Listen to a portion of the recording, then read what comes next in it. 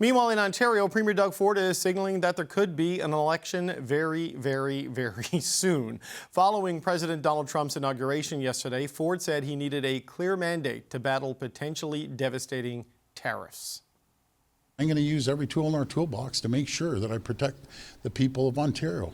We need a clear mandate, not for tomorrow, not for the next day, for 4 years of dealing with our American friends.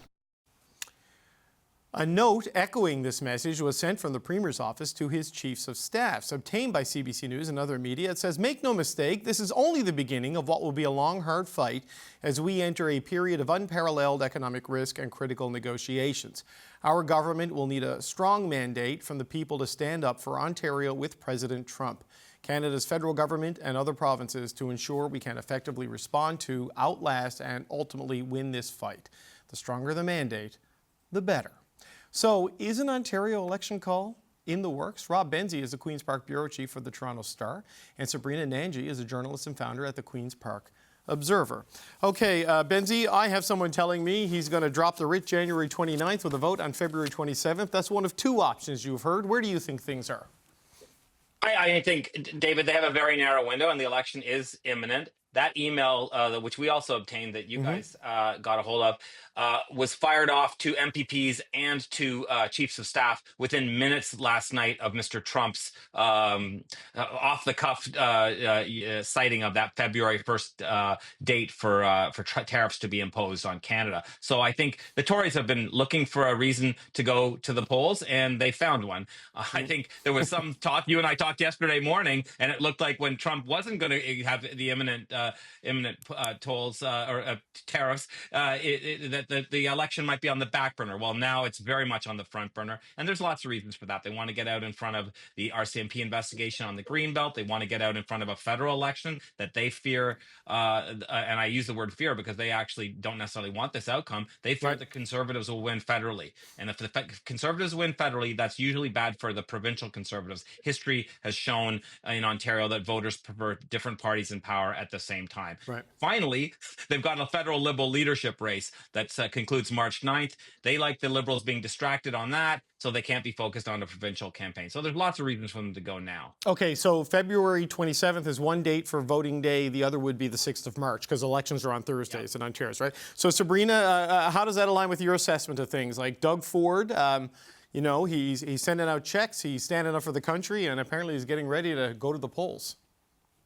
Yeah, I'm hearing the same thing, and I think Rob's right. You know that the window is closing and getting narrower, and now that Trump has sort of hinted that tariffs might be coming on February 1st. Obviously, what we've heard from the Premier, publicly and also behind the scenes with his team is that this is the reason, the justification that he's going to need, because don't forget Doug Ford already has a whopping majority mandate, but he says that he's going to need a fresh mandate from the public if he needs to be putting tens of billions of dollars into a stimulus package to counter these tariffs. Meanwhile, opposition critics Bonnie Crombie and Marit Stiles say this is completely self-serving, unnecessary. They're willing to support him, not necessarily write him a blank check, but work with him to fight these tariffs. And they say it's completely unnecessary. Then again, they'll still be ready to go, if and when Doug Ford does pull the trigger. Rob, is this a real legitimate reason you need a stronger mandate? He's got a 20-seat majority, and he's done things that he wasn't elected to do.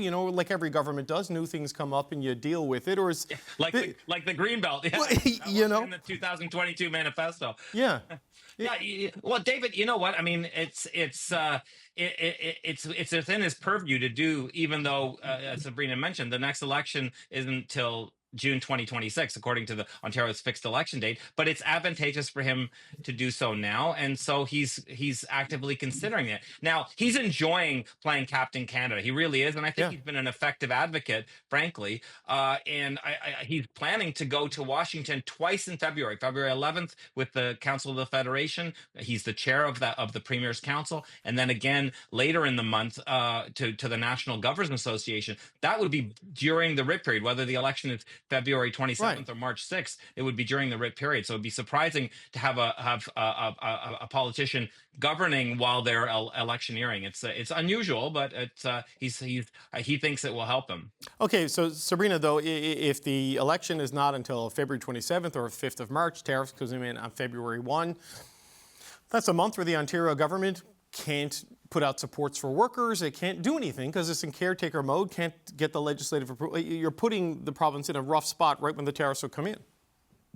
Yeah, you're right. I mean, it will create, I guess, an interesting dynamic, if I can put it that way, to say the least. And while Ford might be enjoying, playing this Captain Canada role and leaning into it, he's also chair of the Council of the Federation this year. That might be short lived. I mean, once these tariffs come down, depending on just how intense they might be, voters will be looking for someone to blame. And with Doug Ford sort of taking that, lead role here and painting himself as the steady hand, with all this uncertainty of what Trump is going to do, it's also kind of a wild card for the premier. And so I think that, Rob's right that the window here is closing because the situation could become very volatile as the weeks go on. Okay, Rob, I've heard Protect Ontario is a slogan. They're considering that's what could be on the side of the bus, which makes sense with what's going on. But quickly, because I know we got to let you go, Chrystia Freeland has a lot of people on her leadership team who are part of Bonnie Crombie's provincial apparatus. How does and you're going to have federal Liberals and Ontario Liberals recruiting candidates roughly at the same time in the same province, both under a bit of duress. I mean, how does that play out for the Liberals in the biggest province? I mean, the Tories hope that the Liberals will be distracted. It's kind of ironic. Doug Ford is a good friend of Chrystia Freeland. Remember, they are tight from their COVID response times to, when they were working very, very closely during the pandemic. So I think Mr. Ford would love to see more of Bonnie Crombie's volunteers helping his friend Chrystia Freeland become the next Liberal leader. But yeah, it's not great for Crombie's campaign if there's only a finite amount of Liberals. And I think the provincial Liberals would prefer to have this much later after a federal election, which presumably the federal Liberals will lose, and then there's going to be a lot of unemployed Liberals looking for something to do. The mercenary zero sum of politics on full display there. Sabrina, what's your sense of that? Because I know people trying to hunt for candidates on both sides of the federal-provincial divide, they're struggling in Ontario. How does all of this play out with the leadership going on in the background? Yeah, I think it's going to be a concern for all parties, right? That if there is going to be a federal election soon as well, that, that they'll be losing those resources federally too. I mean, I know the Conservatives and the New Democrats were concerned about that, but obviously the Liberals have to contend with a leadership race before that. And so certainly I know that there has been concerns with Bonnie Crombie's team that they'd want to make sure that, everyone is sort of shoring up on the provincial side too. But obviously, it's going to be a strain on resources, on staff, on even donors, and so I think that again, the time really seems right for Doug Ford to pull the trigger now, while we have a weakened opposition, and he's riding high in the polls, and both Marit Stiles and Bonnie Crombie have had a hard time really getting their message out there and getting it to stick. So Donald Trump is back. The Liberals are in a leadership race at the federal level. There's going to be a provincial election in Ontario, then probably a national election right on the heels of that after 4 provincial elections or 5 provincial elections last fall. And Newfoundland also has to go at some point this year, Newfoundland and Labrador. So we got all of that going for us, gang. It's good to speak with you, Rob Benzie from the Toronto Star, Sabrina Nanji. We're going to be talking again. Go get some rest. You're going to need it.